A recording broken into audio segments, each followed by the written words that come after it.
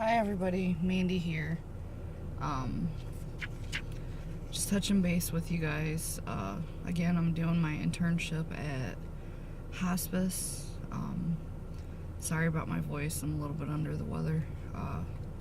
Some things I wanted to talk about today, actually yesterday, was our third parent grief support group, and it's probably one of the roughest groups that I do over at hospice.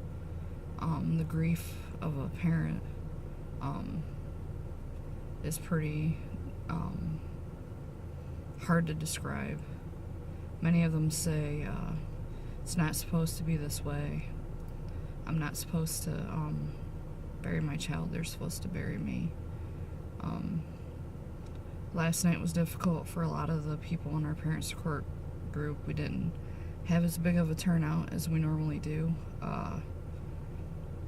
The last two times we had probably about 10 to 15 people.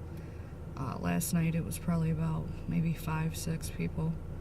A few of them, like I said before, are parents of survivors of children that died from things like heroin addiction. One died from a semi-accident hitting their child. Another one died of their child abusing energy drinks and left behind 5 children. Another one was just a car accident. It's kind of probably one of the most difficult groups, like I said. Tonight we're doing group, just general grief group for anybody. It could be a grief from losing a child, a spouse, sibling, anything. Most of those members are members that have been coming for a long time, but we get new members. We have a new member to that group that is about 40-something years old, recently lost her husband. She has 3 grown children, and she's very fresh in her grief. She only lost him probably about 2 months ago. The only thing I did notice about the parent support group, they did say that they wish it was more than just once a month. Although sometimes they say that they would not want to come that often because a lot of them have fresh grief and it's kind of difficult to process.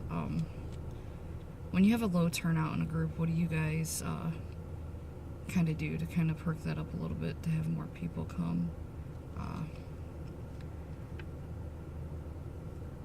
I've also been working with kids' grief support group, which is something I'll be doing here pretty soon in a little bit.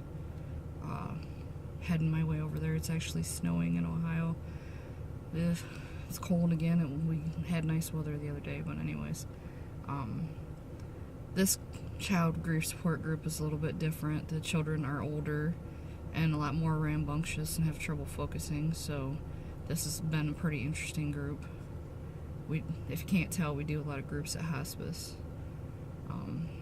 largely because it kind of helps others that are going through bereavement realize that they're not alone in this, that they can share with others who have been through the same things, which kind of help them in their grief journey.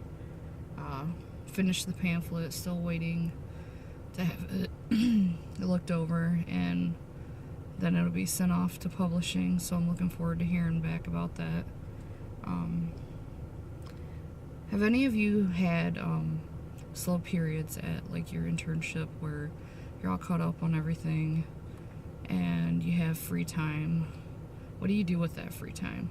For me, normally with that free time, I try to do research on something that I don't have a lot of experience with. Like for me, it's the parent grief support group. I've been learning a lot about that and how they deal with grief and how it's similar and how it's different from traditional grief, like anger, denial, the 5 stages of grief, along with the fact that realizing that grief is unique. It's different for each person.